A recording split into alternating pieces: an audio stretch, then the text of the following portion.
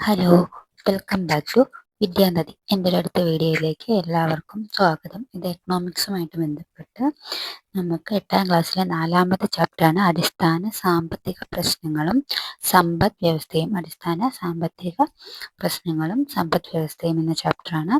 വീഡിയോയിലേക്ക് കിടക്കുന്നതിന് മുന്നേ എൻ്റെ വീഡിയോ ആദ്യമായിട്ടാണ് കാണുന്നതെങ്കിൽ ഇഷ്ടപ്പെടുന്നുണ്ടെങ്കിൽ ലൈക്ക് ചെയ്യുക, കമൻറ്റ് ചെയ്യുക, സബ്സ്ക്രൈബ് ചെയ്യുക. ഇഷ്ടപ്പെടുന്നില്ലെങ്കിൽ അതും എന്തെങ്കിലും തെറ്റുകുറ്റങ്ങളും ഉണ്ടെങ്കിൽ അതും കമൻ്റായിട്ട് രേഖപ്പെടുത്തിയാൽ മതി, ഞാൻ തിരുത്തുന്നതാണ്.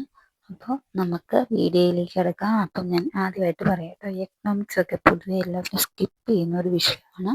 എക്കണോമിക്സ് സ്കിപ്പ് ചെയ്ത് എക്കണോമിക്സിലൊക്കെ ഒരുപാട് ക്വസ്റ്റ്യൻസ് വരാറുണ്ട്. അപ്പം നിങ്ങളിത് പഠിക്കുകയാണെങ്കിൽ ഒരുപാട് പേര് എല്ലാവരും തന്നെ കോൺസ്റ്റിറ്റ്യൂഷൻ, ഇപ്പോൾ ജി കെ പോർഷനായിട്ട് വരുമ്പോൾ നമ്മൾ കോൺസ്റ്റിറ്റ്യൂഷൻ അങ്ങനെയുള്ള പോർഷൻസൊക്കെ എല്ലാവരും ഫോക്കസ് ചെയ്യുമ്പോൾ ഈ പോർഷൻ സ്കിപ്പ് ചെയ്യാറാണ് പതിവ്. നമുക്ക് ഈ ചാപ്റ്ററിലേക്ക് കിടക്കാം. കൂട്ടുകാരായ ആദിയും ജോബും ആഷ്നയും തങ്ങളുടെ ആവശ്യങ്ങളെക്കുറിച്ചുള്ള ചർച്ചയിലാണ്. ആഷ്ന: ഇന്നത്തെ ടീച്ചർ പറഞ്ഞ പ്രൊജക്റ്റിന് ആവശ്യമായ സാധനങ്ങൾ വാങ്ങിയോ? വീട്ടിലേക്ക് ആവശ്യമായ സാധനങ്ങൾ വാങ്ങാനുള്ളത് കൊണ്ട് എല്ലാം വാങ്ങാൻ കഴിഞ്ഞില്ല. രാവിലെ എഴുന്നേൽക്കുന്നത് മുതൽ ഉറങ്ങുന്നത് വരെ എന്തെല്ലാം ആവശ്യങ്ങളാണ് നമുക്കുള്ളത്. പേസ്റ്റ്, ബ്രഷ്, സോപ്പ്, ഭക്ഷണം, വസ്ത്രം, ചെരുപ്പ്, മരുന്ന്, ഇങ്ങനെ എന്തെല്ലാം. ശരിയാ, നമ്മെ പഠിപ്പിക്കുന്ന അധ്യാപകരുടെയും ചികിത്സിക്കുന്ന ഡോക്ടർമാരുടെയും പോലെ വിവിധ സേവനങ്ങളും നമുക്ക് ആവശ്യമാണ്. നിങ്ങൾ പറഞ്ഞതെല്ലാം എനിക്കും വേണം. ഇവ കൂടാതെ വലുതാകുമ്പോൾ എനിക്ക് സ്വന്തമായി വീട്, ഫോൺ, കാർ, അങ്ങനെ ഒരുപാട്. പക്ഷേ ഈ സാധനങ്ങൾ മാത്രം മതിയോ? എല്ലാ സാധനങ്ങളും നമുക്ക് ആവശ്യമില്ലേ? ദൈനംദിന ജീവിതത്തിന്റെ ഭാഗമായി നമുക്ക് എല്ലാവർക്കുമില്ലേ ഇത്തരം ആവശ്യങ്ങൾ? എങ്ങനെയാണ് നമ്മുടെ ആവശ്യങ്ങൾ നിറവേറ്റപ്പെടുന്നത്? വിവിധ തരം സാധനങ്ങളുടെയും സേവനങ്ങളുടെയും ശരിയായ ഉപയോഗത്തിലൂടെയാണ് ആവശ്യങ്ങൾ നിറവേറ്റപ്പെടുന്നത്.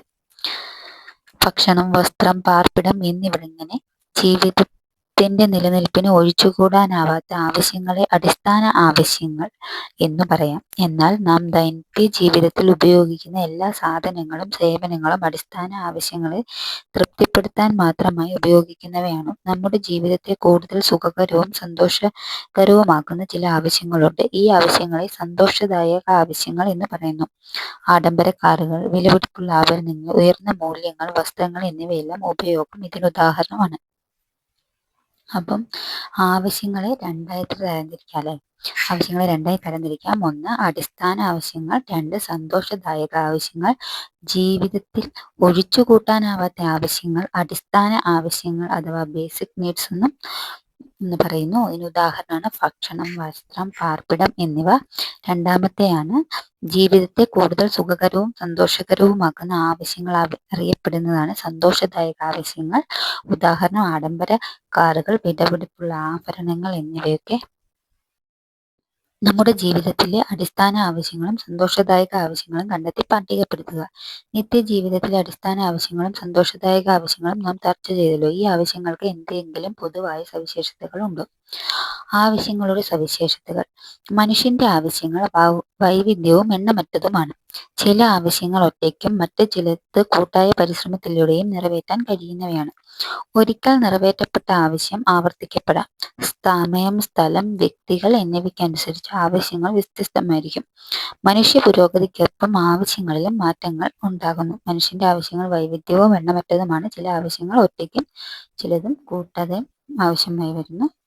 പുരോഗതിയോടൊപ്പം ആവശ്യങ്ങളും വർദ്ധിക്കുന്നു. എന്നാൽ വിഭവങ്ങൾ ആവശ്യങ്ങൾക്ക് ആനുപാതികമായി വർദ്ധിക്കണമെന്നില്ല. സാധനങ്ങളും സേവനങ്ങളും പണം നൽകിയും അല്ലാതെയും നാം ഉപയോഗിക്കാറുണ്ട്. മനുഷ്യന്റെ ആവശ്യങ്ങൾ നിരവധിയായതിനാൽ അത് നിറവേറ്റപ്പെടുന്നതിന് ഒരു മുൻഗണനാ ക്രമം ആവശ്യമാണ്. അടിസ്ഥാന ആവശ്യങ്ങൾ നിറവേറ്റുന്നതായിരിക്കും വ്യക്തികൾ മുൻഗണന നൽകുന്നത്. ഇത്തരത്തിൽ മനുഷ്യന്റെ വിവിധ തരം ആവശ്യങ്ങൾ നിറവേറ്റുന്നതിനായി രാജ്യം ധാരാളം സാധനങ്ങളും സേവനങ്ങളും ഉൽപ്പാദിപ്പിക്കുന്നുണ്ട്. ഉൽപാദന പ്രക്രിയയുമായി ബന്ധപ്പെട്ട് നാം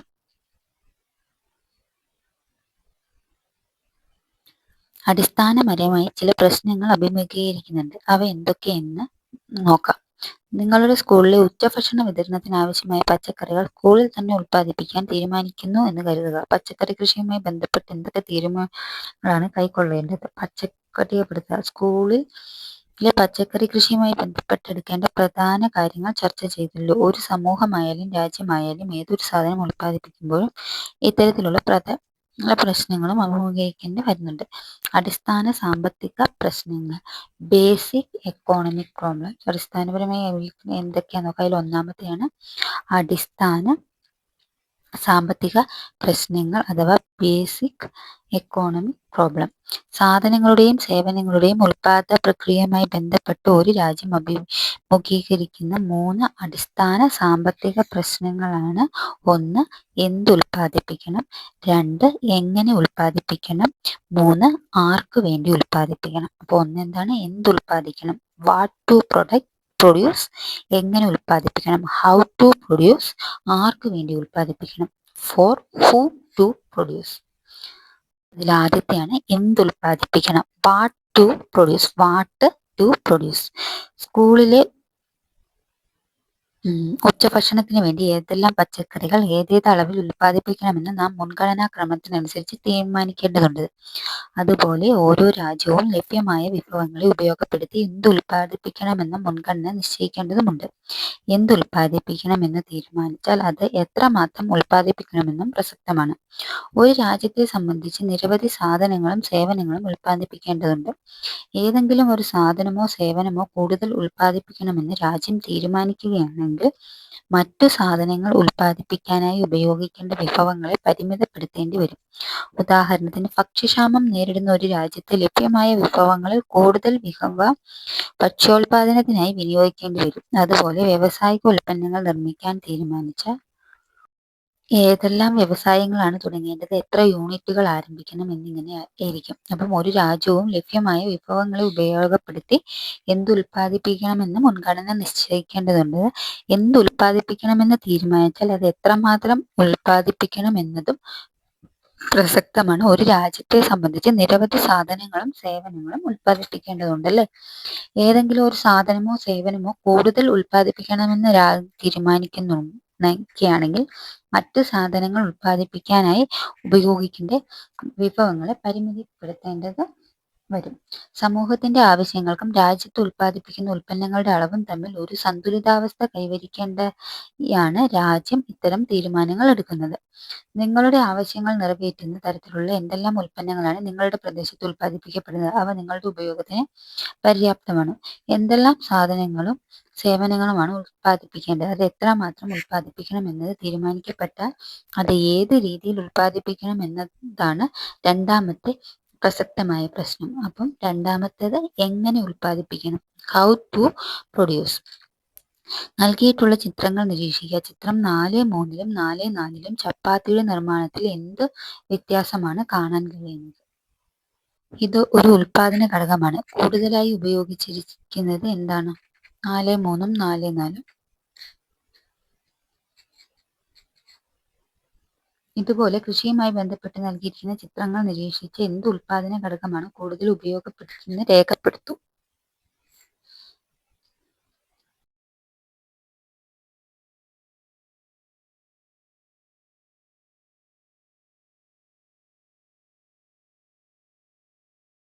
ചിത്രത്തിൽ നിന്നും ഒരേ ഉൽപ്പന്നം വ്യത്യസ്ത അനുപാതത്തിൽ തൊഴിൽ, അധ്വാനശേഷി, മൂലധനം എന്നിവ ഉപയോഗപ്പെടുത്തി ഉൽപ്പാദിപ്പിക്കാൻ കഴിയുമെന്ന് മനസ്സിലാക്കിയല്ലോ. ചിത്രം 4.3, 4.5 എന്നിവ നിരീക്ഷിച്ചാൽ തൊഴിൽ എന്ന ഉൽപാദന ഘടകം കൂടുതലായി ഉപയോഗിച്ചിരിക്കുന്നതായി കാണാൻ കഴിയും. എന്നാൽ ചിത്രം 4.4, 4.6 എന്നിവ പരിശോധിച്ചാൽ ഉൽപാദനത്തിനായി യന്ത്രങ്ങളാണ് കൂടുതൽ ഉപയോഗപ്പെടുത്തിയിരിക്കുന്നത്.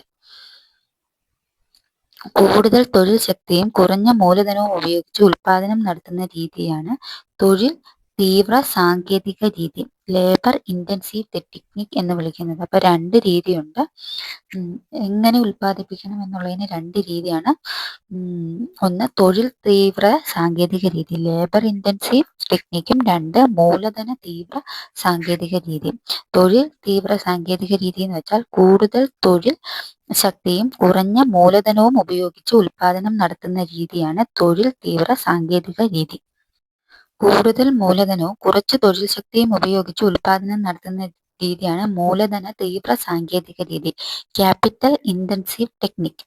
എങ്ങനെ ഉൽപ്പാദിപ്പിക്കണം എന്നത് സാങ്കേതിക രീതിയുടെ തിരഞ്ഞെടുപ്പുമായി ബന്ധപ്പെട്ട പ്രശ്നമാണ്. ഏത് സാങ്കേതിക രീതിയാണ് സ്വീകരിക്കേണ്ടതെന്ന് ആ പ്രദേശത്തെ ലഭ്യമായ വിഭവങ്ങളെ അടിസ്ഥാനപ്പെടുത്തിയാണ് തീരുമാനിക്കുന്നത്. വിഭവങ്ങളുടെ ലഭ്യതയ്ക്കനുസരിച്ച് ഉൽപ്പാദനത്തിന്റെ രീതിയിൽ വ്യത്യാസം ഉണ്ടാകാറുണ്ട്. അപ്പം തൊഴിൽ തീവ്ര സാങ്കേതിക രീതി എന്ന് പറഞ്ഞാൽ എന്താന്ന് പറഞ്ഞു, കൂടുതൽ തൊഴിൽ ശക്തിയും കുറഞ്ഞ മൂലധനവും ഉപയോഗിച്ച് ഉൽപ്പാദനം നടത്തുന്ന രീതിയാണ് തൊഴിൽ തീവ്ര സാങ്കേതിക രീതി. അതിന്റെ പ്രത്യേകതകൾ എന്തൊക്കെയാന്ന് നോക്കാം.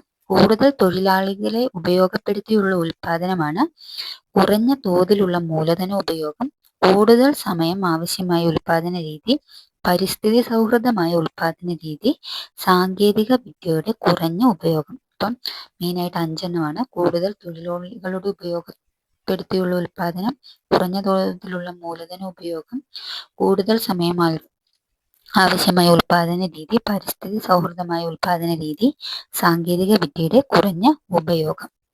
രണ്ടാമത്തത് മൂലധന തീവ്ര സാങ്കേതിക രീതിയുടെ പ്രത്യേകതകൾ. മൂലധന തീവ്ര സാങ്കേതിക രീതി എന്താന്ന് പറഞ്ഞായിരുന്നു, കൂടുതൽ മൂലധനവും കുറഞ്ഞ തൊഴിൽ ശക്തിയും ഉപയോഗിച്ച് ഉൽപാദനം നടത്തുന്ന രീതിയാണ് മൂലധന തീവ്ര സാങ്കേതിക രീതി. അതിന്റെ പ്രത്യേകതകൾ എന്ന് പറയുന്നത് തൊഴിലാളികളുടെ ആവശ്യകതയിലെ കുറവ്, കൂടുതൽ മൂലധന നിക്ഷേപം ഉപയോഗപ്പെടുത്തുന്നു, ഉൽപാദനക്ഷമത ഉറപ്പുവരുത്തുന്നു, സാങ്കേതിക വിദ്യയെ കൂടുതൽ ആശ്രയിക്കുന്നു, ഉൽപാദനത്തിന് കുറഞ്ഞ സമയം മതി.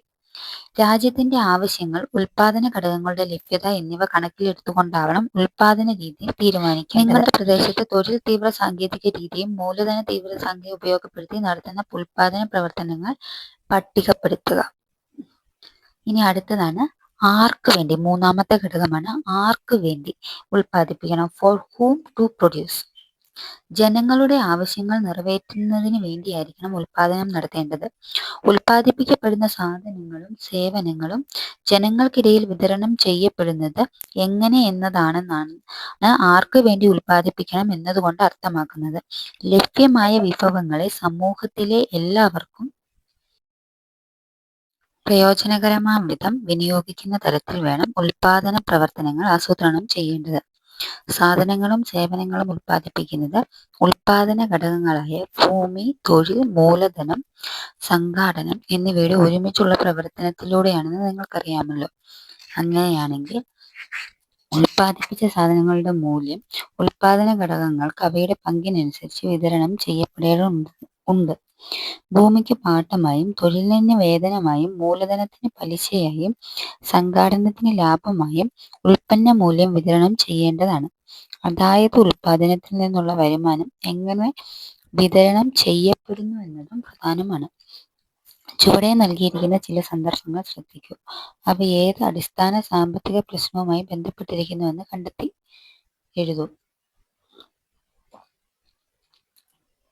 ഒരു കുടുംബശ്രീ യൂണിറ്റിലെ അംഗങ്ങൾ ഒരു ഉൽപാദന യൂണിറ്റ് തുടങ്ങാൻ തീരുമാനിച്ചു.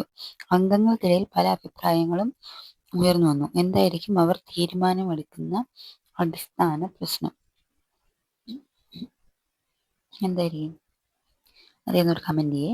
ചർച്ചകൾക്കൊടുവിൽ കുറച്ചു സ്ഥലം പാട്ടത്തിനെടുത്ത് കൃഷി ചെയ്യാൻ തീരുമാനിച്ചു. കൃഷിക്ക് നിലമൊരുക്കാൻ യന്ത്രങ്ങളും തൊഴിലാളികളും ഏതേത് അളവിൽ വേണമെന്ന് ചർച്ചയായി. ഇത് ഏത് അടിസ്ഥാന സാമ്പത്തിക ശാസ്ത്രത്തിൽ പെടുന്നതാണ്?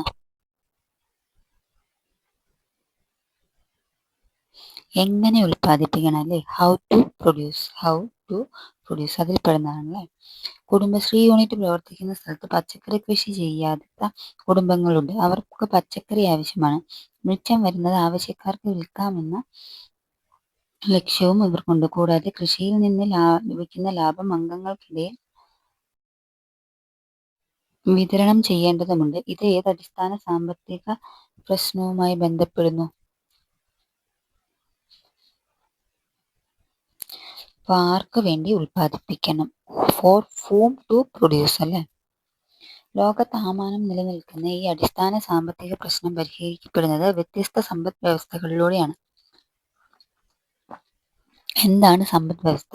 ഒരു രാജ്യം വിവിധ സാധന സേവനങ്ങളുടെ ഉൽപാദനം, വിതരണം, ഉപഭോഗം എന്നിവ ക്രമീകരിക്കുന്ന രീതിയാണ് സമ്പദ് വ്യവസ്ഥ. ലഭ്യമായ വിഭവങ്ങളുടെ ഉപയോഗത്തിലൂടെ മനുഷ്യരുടെ ആവശ്യങ്ങൾ തൃപ്തിപ്പെടുത്തുക എന്നതാണ് ഓരോ സമ്പദ് വ്യവസ്ഥയുടെയും ധർമ്മം. അപ്പൊ എന്താണ്?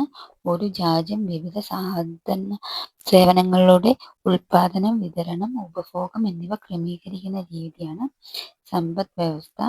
ലഭ്യമായ വിഭവങ്ങളുടെ ഉപയോഗത്തിലൂടെ മനുഷ്യരുടെ ആവശ്യങ്ങൾ തൃപ്തിപ്പെടുത്തുക എന്നതാണ് ഓരോ സമ്പദ് വ്യവസ്ഥയുടെയും ധർമ്മം എന്ന് പറയുന്നത്. അല്ല, അപ്പൊ ഇത്രയാണ് ഫസ്റ്റ് പാർട്ട് എന്ന് പറയുന്നത്. ഇനി ഇതിന്റെ സെക്കൻഡ് പാർട്ടായിട്ട് അടുത്ത വീഡിയോയായിട്ട് കാണാം. അപ്പോൾ ക്ലാസ്സുകൾ എല്ലാവർക്കും മനസ്സിലാവുന്നുണ്ട്, ഇഷ്ടപ്പെടുന്നുണ്ടെന്ന് വിചാരിക്കുന്നു.